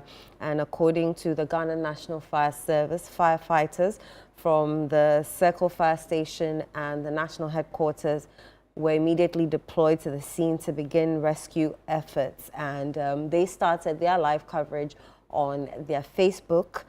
And Assistant Divisional Officer Alex King-Nate, he says that preliminary information suggests that the collapsed structure, believed to be a residential building and a mosque, was still under construction. And the Ghana National Fire Service, they have also confirmed that 2 people have so far been rescued and transported to the hospital, but we saw one of them, which was the security man whom we spoke to, and he also reported that the other victim is still receiving treatment because his ribs are believed to have been broken from that jump when he realized that the building was collapsing. The rescue teams are still trying their best to assess the structure, the debris, and to rescue, we believe, 2 people who are still stuck under the rubble. Jude just told us earlier it had stopped raining, so efforts were moving on smoothly, but now it has begun to rain again, and so that is hampering efforts to get under the rubble. But still, rescue teams are still trying to assess the under the rubble to see how or where they can enter with the K9 team. Now, the K9 team are dogs who have been trained to follow scent of human beings, and so they'll be able to identify the specific location of the people who are buried under the rubble. I must say, though, that each ticking time, each second that goes on is a life that is under a rubble, and so the rescue team are currently there at Avenor, and they are continually trying their best to assess the issue and try and get more people, to get to the people who are buried under the rubble. I can also tell you that electricity has been cut to that specific location because there was a transformer like immediately in front of the structure that collapsed, and so electricity has been cut. And you can see that the ECG staff, he's high up on the transformer doing his job, cutting electricity supply to the area so that they can, it can enhance efforts to rescue the people in the place. We know that several stakeholders are there: the Ghana National Fire Service, NADMO, the military, as well as the police, who are doing a combined effort to go into this rescue. Let's go back to my co-host, Jude Duncan, who is still at the scene to tell us more. Jude? Yes, Heno. So, like I was saying to you earlier, the rain has made this even a much more complex endeavor because it starts, it stops, it comes back again, and those in charge have to re-strategize. As I speak to you right now, in your shot are officials from the Electricity Company of Ghana with a ladder on one of the poles. There's a gentleman up there already trying to figure out a thing or two as far as electricity supply is, so it doesn't compromise this whole process. Also, NADMO officials on my far right are trying to find an entry point to get inside and see the extent of damage. Now, I know it's serious because rescue teams are working tirelessly through the morning, worsening condition because there's rain, there are electrical cables in their way, they are battling poor visibility, the terrain is quite unstable, and also they are trying to desperately reach those who are trapped. The scene is very grim. A lot of bystanders here honestly don't look hopeful that we may get any good news as far as those trapped under the debris is concerned. There are fears that we may be racing against time. Hopefully we get the good news anyway, and some loved ones here are worried. I spoke to the gentleman who survived this. He said that he's not in a good state of mind because people he knows are still trapped under, and it's making it very difficult for him to be relieved at this point. But I know the good news is that despite the challenging circumstances, despite the rain, despite all the obstacles here, I can see very committed first responders, from the military, from the fire service, from the police, who are defying the reins, really. That's what they are doing here, to try and rescue lives. And many have said that this is usually the best part of our country, that we have servicemen and women who put themselves in harm's way all the time for our sake. Except to say that the time with which some of the heavy equipment came, many have described as quite disappointing. But yes, it's a very difficult operation, notwithstanding the fact that officials from ECG have to climb onto high tension poles in the rain. You know, unbelievable. Climbing on high tension poles in the rain, as you can see on your shot right now. Yeah. And they are doing this because they have to rescue 2 people believed and feared trapped under the rubble. The Greater Accra Regional Minister is still here. Some other high-ranking officials from the AMA have joined in here, and they've used the front of latest foam as a makeshift command center. But we are being told that efforts are underway to get into Melcom Plus, one of the big retail centers here in the area, to use that as a temporary command post so that we get a clearer picture of the rescue effort. A second gentleman is about climbing the high tension pole. You know, unbelievable scenes. Never have we seen anything like this before. Of course, in March, we saw the incident in Newtown where persons having a church service were trapped. 3 persons died, over 20 persons were injured. But with this, the complex nature of this particular rescue effort makes everything much more difficult. Many, many times more difficult. The rain, the many obstacles in their way. And we are hopeful and hoping that indeed there would be some good news at the end of the day. But many of us here completely drenched with the rain, the downpour happening here in the Okaikwe South constituency, Avenor, to be very precise, very close or not too far away from the police training school. And we are hoping that we get some good news. As and when we get some other interviews, we'll bring it across to inform our lovely viewers who are watching us right here on Channel One TV. We are being told that the Vice President of the Republic, Professor Jenano Pokwajiman, is expected here. We are not sure the exact time that would happen, but we are following and monitoring events keenly. And as and when she gets here, we will put out the information and try to get some thoughts from her as well. But it's a very difficult exercise, that I can tell you. The officials are completely drenched in rainwater. Some of them wearing their raincoats, others with their helmets on. And we are still trying to figure out how to get underneath the rubble so that 2 precious lives trapped there would be rescued. We've not seen the Interior Minister yet, but we are being told also that he may come together with the Vice President of the Republic. So, that is the latest update here. The rains have made everything much more difficult, but officials here are hopeful that we can get to the end of this. So that is the state of affairs here at Avenor, where a building has a building has collapsed again, and some persons are trapped underneath. All right, Jude. So you heard from my colleague or my co-host, Jude Mensah Duncan, who today is at the collapsed building site at Avenor here in Accra. This building that collapsed is directly opposite the Melcom Plus at the industrial area, and he has been recounting and speaking to observers, stakeholders, as well as witnesses and survivors of that particular building collapse.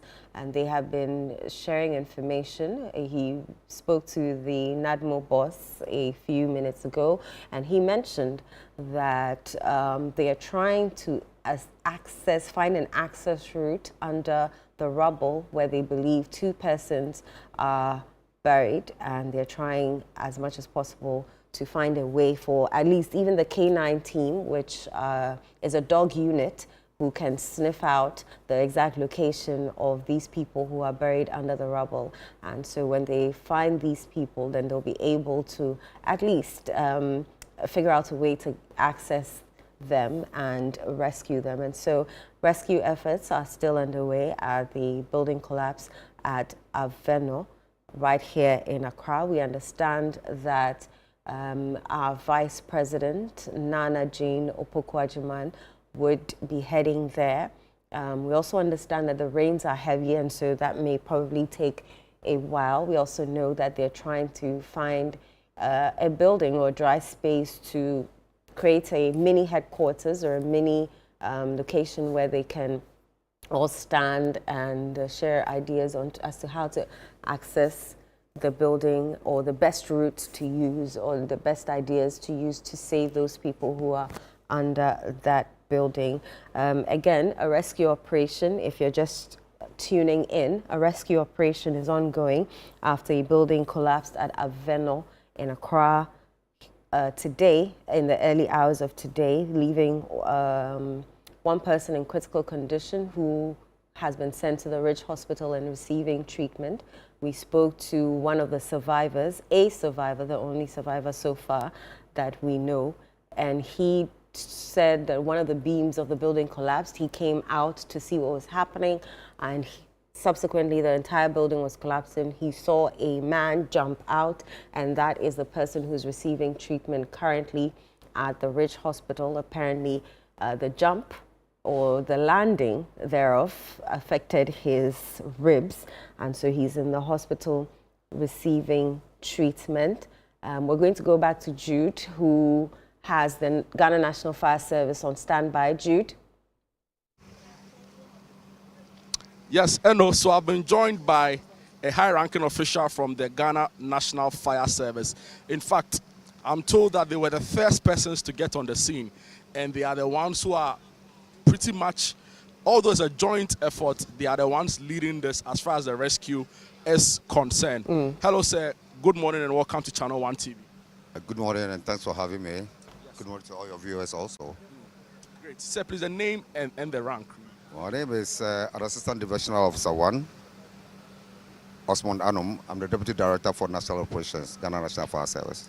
I understand you're the highest ranking official from the National Fire Service here. That's right. Can you give us a picture? We've spoken to quite a number of people, but you got here first. You understand what this rescue effort is about. Can you give us a summary of all that has happened here in the past couple of hours? Okay, we received a distress call from the fire station about this building collapse. That was around 05:07 hours, and by 05:15 hours we were here. And what we got here, what we learned was that about 5 people are trapped in here. 2 were able to be taken out. Initially, one was in a state that was thought to be dead. But when he got to the hospital, we realized that he was been revived, and they are all doing well, are receiving treatment at the hospital and doing well. Currently, as you can see, we've been able to get excavators from the 48th Engineering Regiment, and they are here to help us get the debris out so that we can go ahead and take out the rest of the bodies there. We are not certain whether they are dead or they are not dead, but we understand there are 3 people at least under the rubble. Yeah, so you can see that that's what we're trying to do now. Was there a concern, the time it took for the excavators to arrive? Yes, it is a concern, but you see, with excavators moving, it depends on the kind of excavators. If it's that's on the wheels, then it can run. But of course, if those on the chain, then you need like a long bed that will load onto it, and so I think that was what caused the delay. Can you tell us what the next line of action would be? Because we've seen that the excavators have been on for about 2 hours. Officials from the Electricity Company of Ghana are dealing with the electricity concerns generally around the rescue effort. What's next are we to expect? Okay, actually what happened was that we were able to mobilize the electricity people to come over, and then they have been able to isolate all this area for us, that we'll be able to work. The hindrance we're having with this particular pole with the lines on them, we want them down so that the excavators will do that long reach and be able to do what they are supposed to do. Now, what we plan doing next, after these people have taken down this, is to try to bring the debris down little by little. And at the end of the day, we want to see if we can have a little access where we can use, we have the K9 dogs here from the army, from prisons and police. so we can see if we can sniff around and get something like that, the scent of a human being or something that will give us a direction as to how to start the whole thing. Are you hopeful that indeed we can rescue the persons who are trapped under the rubble? But I would say 50-50 because currently we don't know their state. And considering the collapse of a 3-story building, which was quite bigger than what we are having here, I wouldn't like to overpromise. Okay, so yeah. So what we need to do is just till we get there, we'll not be able to determine anything. Are you saying that the building that has collapsed was way bigger than the adjoining building that is still standing now? Exactly. It's bigger and wider than this one, far bigger and wider than this one. And then, as you can see, that building was built next to this and was linked by corridors onto that one. So with the collapse of this one, this has been shifted, and the integrity of this particular building is now in question. Yeah, so probably it's very likely that this building will have to be pulled down as well. We will be seeking permission and a permit for demolition, so that we'll be able to do that. Interesting. Can you also tell us, right, so what will be happening pretty shortly, even as the excavator is working? Will we see men enter if you have an entry point to look for the person trapped under? Definitely, if there is an entry point and the entry point is big enough and can give us the access to go in there, then definitely men will go in there. And like I said, the K9 dogs are also here. They are going to assist our rescue team to be able to go in there and find out all necessary or lives that are still not lost, and we can bring them out. Thank you very much, and really well done on a very good job so far. I've seen you here working tirelessly the whole time, and we appreciate your efforts, putting yourselves in harm's way for our sake all the time. So you had there an official from the Ghana National Fire Service, and indeed it's a difficult job, I can tell you that, because the circumstances surrounding this is one that we've not really seen before. Right. Now he makes a startling revelation to me that there will be a request to demolish this existing building that was adjoined to or was adjoining the one that has collapsed, right. because they are not really sure of the structural integrity.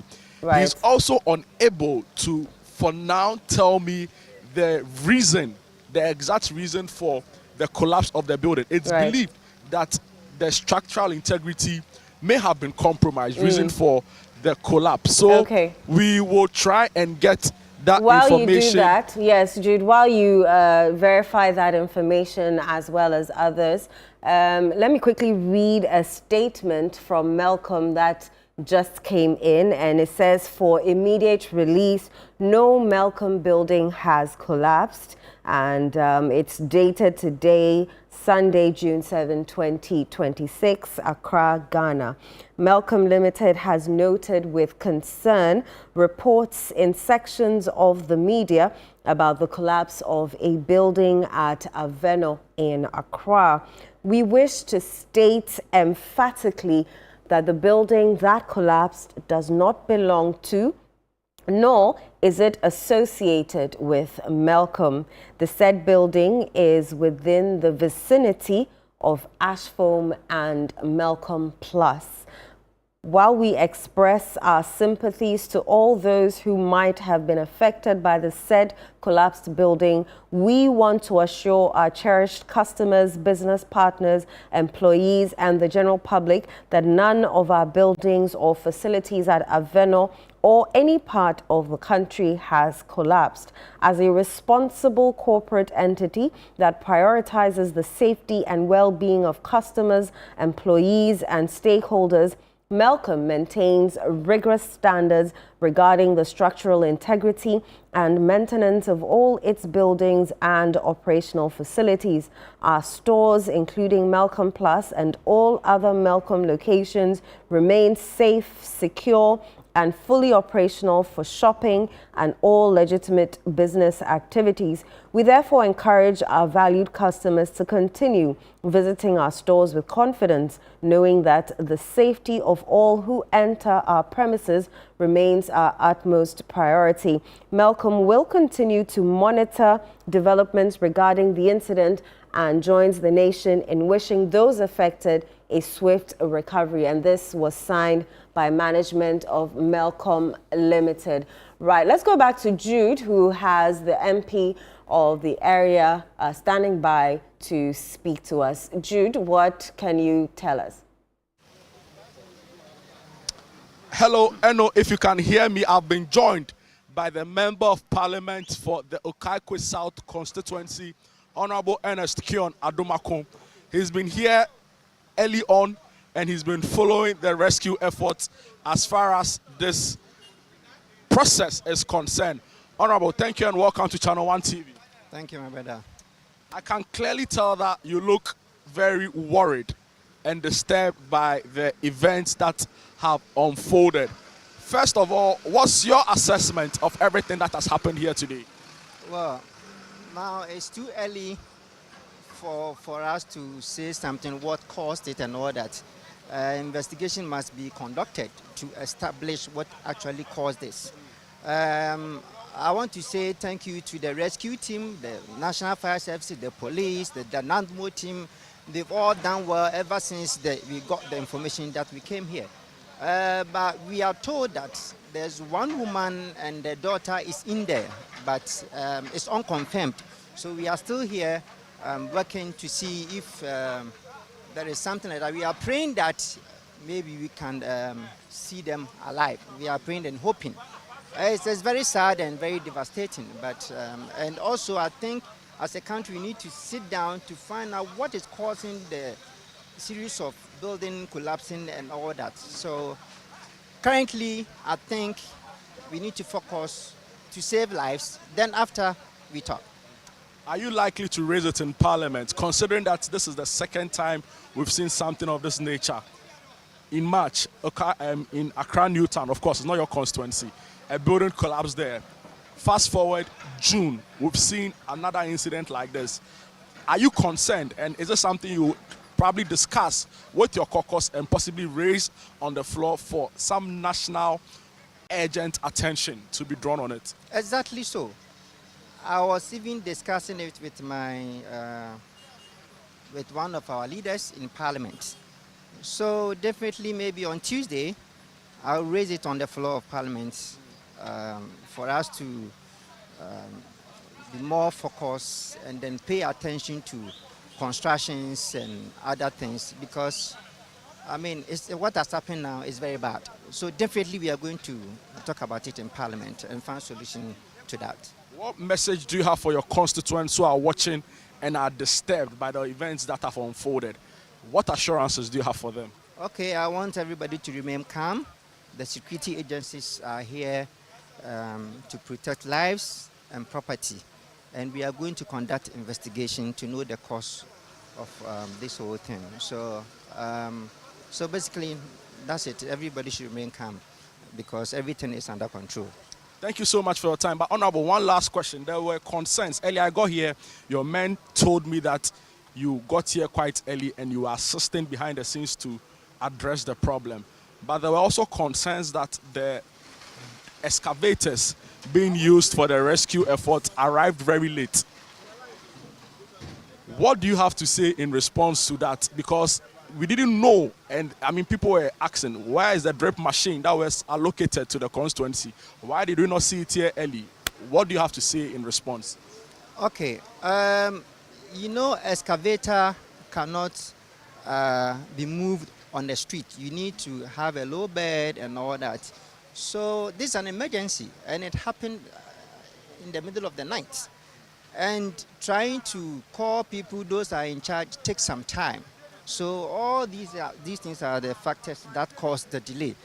But God being so good, finally, everybody is here working. Yes. Honorable, thank you so much for your time and all the best. As and when you get any information, please come back and come and share to Channel One, because your constituents, they like this channel a lot. I'll come to your studio and then have it.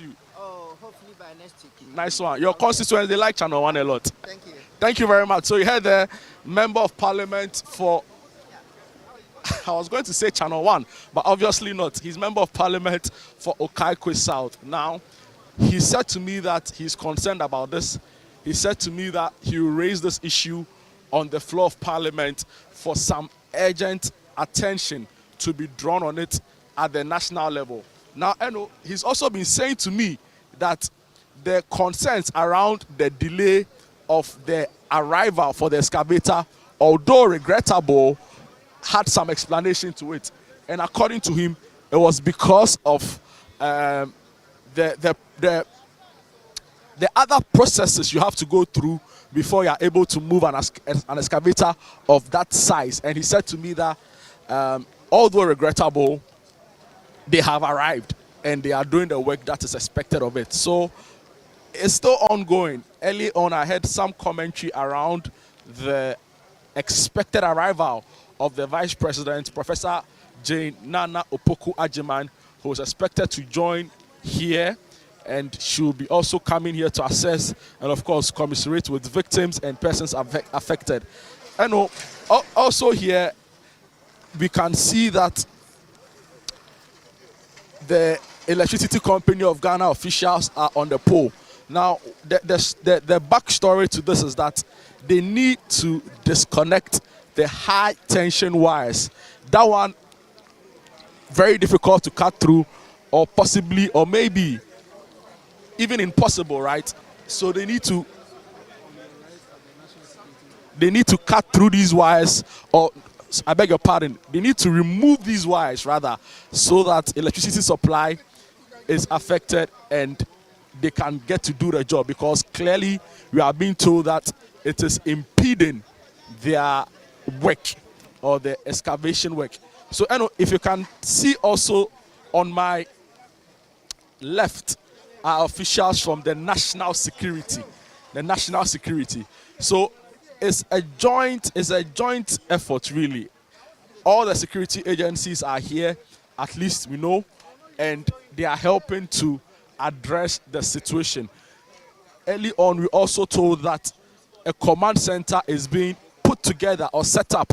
Even though there's one here as a makeshift one, it's basically just underneath the latest film entrance. There's a little shed there where the regional minister is seated there. The Accra mayor, Nick Pakpo, is seated there as well.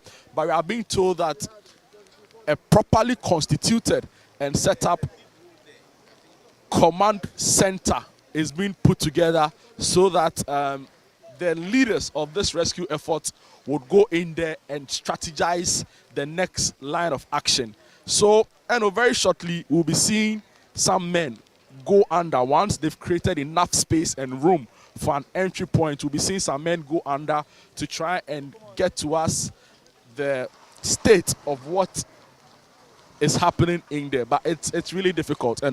The rain and all that has happened is making this a very, very complicated process. And we are still here following on Channel One TV. It looks really grim. I mean, I asked the head of the National Fire Service, who is here, as far as this project is concerned, and he said to me that, see, they are optimistic and hopeful that they will get to these persons trapped under the rubble. But he was also saying to me that it's a 50-50 chance, really. So we are following keenly, and as and when it happens, we will bring you latest updates. So I believe there's a tent that is going to be given to the regional minister and other officials here who have been drenched in rain, together with the ongoing rescue effort. So we are following, we are here. It's difficult, but we are doing it because we need to tell the story of what is happening in Okaikwe South constituency as far as this exercise is concerned. Hello, sir. You've been very busy today, and we really see the work that you are doing. I want you to share a few thoughts with us. They will speak on that. All right, sir. So the regional command of the Ghana Police Service are here. His men have been here since morning. They've been doing the very hard work of helping. In fact, we've seen the police K9 unit also here, and they've been assisting with the rescue efforts so far. Hello, Regional Commander. I salute, sir.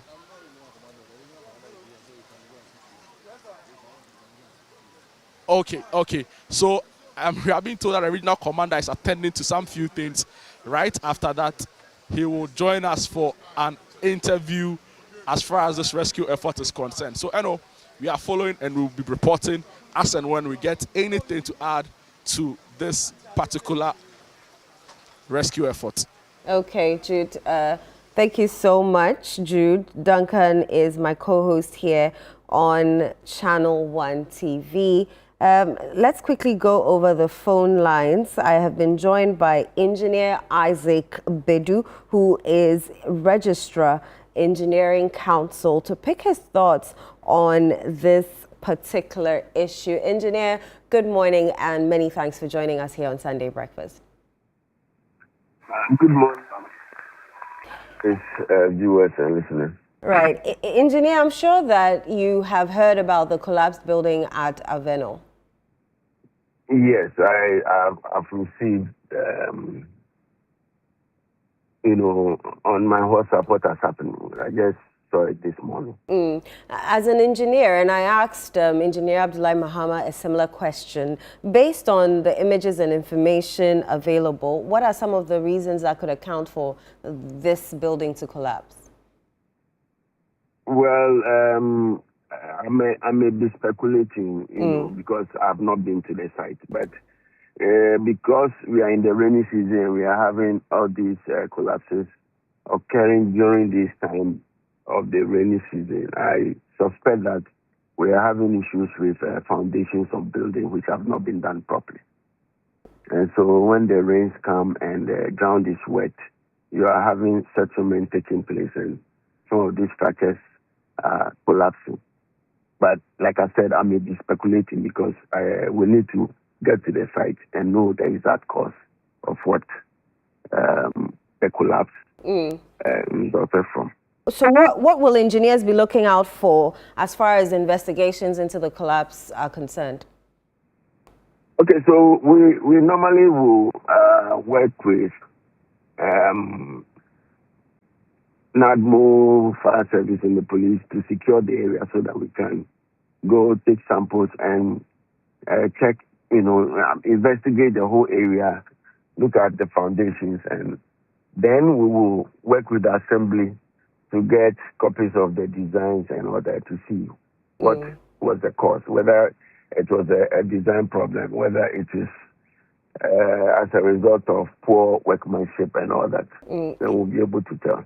So, engineer, it is possible to determine whether a collapse was caused by one of those things you mentioned, design flaws, poor construction, or material? Yes. Okay. So what role should engineers play throughout the life cycle of a building project just to ensure that such things don't happen?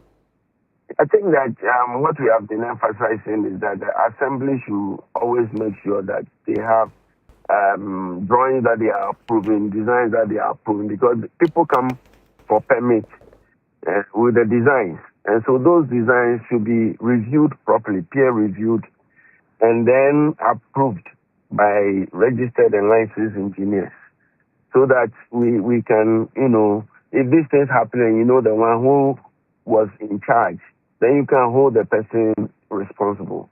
We have a lot of people just, building, hiring anybody just to do construct their buildings for them, but they need to get to the right people. They must get licensed engineers, licensed professionals to do their work.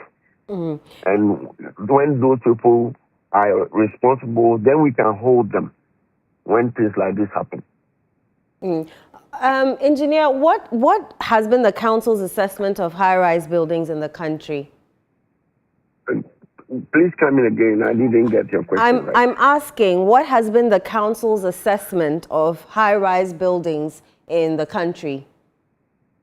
Assessment as in your own assessment of high-rise buildings, because they seem to be the ones collapsing. What has been your assessment so far? Well, like I said, generally you have, we have a lot of high-rise buildings. If you look at the airport city, if you look at all those buildings are there, they are not collapsing. We have a few which are collapsing, and therefore we need to, like I said, be sure that we have the right people taking the designs for them, the right engineers designing those buildings. So we need to, we are investigating a few of them. We will be coming up very soon with reports of our investigations. But we think that the assembly needs to do much more because they are the first point of call when these buildings are going to be constructed. They come to them for permit. Right. And so at the permitting stage, we should be able to make sure that we have the qualified people doing the construction. And during the construction stage, the assembly has a responsibility to monitor and make sure that the right materials are being used, the right people are the ones doing the construction, and they are constructing according to the design that they have approved. This is very important. Okay. So the monitoring process is also key. And therefore, what we want to do is to collaborate with the assembly. Where they need assistance from the council is ready to support them with engineers. Where they don't have, if they need assistance, we'll be able to assist them to do that and make sure that we have qualified people doing the construction. Engineer, does the Engineering Council have sufficient powers to enforce compliance with engineering standards? Yes, we have powers to enforce compliance with engineering standards. So how often do you encounter cases where these standards have been ignored or bypassed? Well, I wouldn't be able to tell you, Off-head? Off-head now. Okay. Because, like I told you, I just came out of church and you have arrested me. So. But, right. I mean, in terms of standards enforcement, like I said, it starts with the design and it starts with the assembly. The council cannot be everywhere. That's why we have the assembly, and the assembly is to enforce the building standards. So we have the building regulations, and the assemblies are the people who are to enforce that we are building according to the regulations. We go in, from time to time to just make sure that the right people are the ones who are doing the work. But then if I'm going to approve a drawing and I have a stamp on it and I have a name on it, I want to be sure that that person has been licensed properly to do what he's doing. So then when you have issues, you go to that person and you can hold that person responsible. The assembly must have qualified professionals who will go and be monitoring the construction while the construction is going on. Because the monitoring stage is also very important. You can approve a drawing and yet what will be built may be different. So it's up to the assembly to ensure that every time they are on the field monitoring and making sure that the right thing is being done. The right thing is being done. Engineer, again, thank you so much for allowing us to accost you.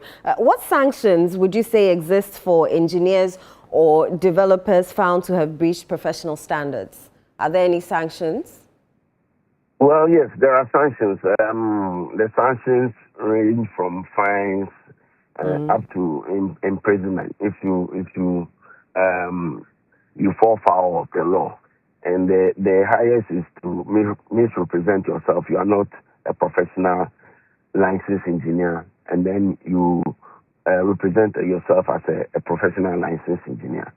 Or you take on the title of an engineer when you are not. And you go and do some work which is supposed to be done by engineers. The sanctions are there in the law. So you can be imprisoned, and the term is between 1 to 2 years, or you can be fined, at the court if we take you to the court. And what about losing your license? Yes, we also have our code of ethics. Right. Your license can be revoked. Okay. We can revoke your license, and then we can sanction you. We can suspend your license. We can, a lot of things that we can do. And when we do that, we'll publish them on our website for everybody to see those who have fallen foul, and they should not be engaging them. Engineer, thank you so much for your time. Let's go back to Avenor, where the Vice President is currently addressing the media. There are many things we can all prevent. And it's about doing the right things. We know them. We don't need to wait. As we are standing here, we are told that somebody is trapped in there. Why should this happen? Because somebody didn't do the right thing. You see, When people step out to do the right thing, all of us should support them. Sometimes we don't. We even isolate them and we make the world believe that they are rather the ones doing the wrong things. What is worse than somebody trapped in here? Even if you are trapped in your car, how will it feel? So please, all I'm saying is that let's abide by the rules. I said only yesterday or so that rules never make sense. Nobody likes rules, but we need rules. Otherwise, nothing will function. And we need to do proper investigation. We must all open ourselves to be held to account. It's all of us. This really maybe needn't have happened. But what could we have done? What do we do to ensure that going forward we are not seeing many like these? We all know the right things to do. Let us make them possible. That's all I want to say now. But I want to thank everybody who is here, the press, our ministers, all of us, our security people, fire service, police, who else? All of us. What are the lessons learned when things like this happen? It's not so much that we are standing here and talking about them. How do we ensure that going forward we see less and in fact that we eliminate them? It depends on all of us. I want to plead with all of us to abide by the rules. Rules of citing property, of citing even our own houses. We know the place is prone to flooding. We know that this is a waterway. Let's not invite unnecessary tragedy. I want to thank you again. Thank you.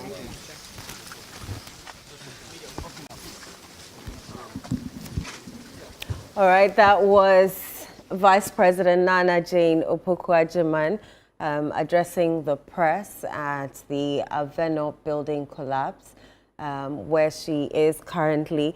And she just said that people who construct, like, be mindful of where you're doing your construction, be mindful of the rules and regulations in the specific area with regards to the engineers, with regards to your choice of location.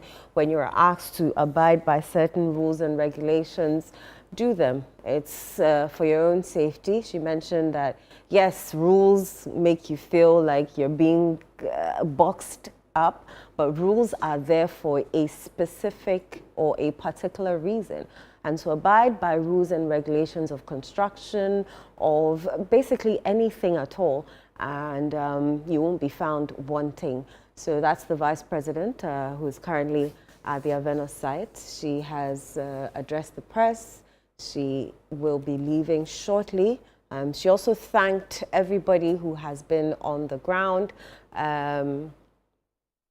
with the rescue efforts, the military, NADMO, the police, everybody there. She said, including us, the media, for our relentless efforts in this particular rescue effort. So media, we have been talking since morning.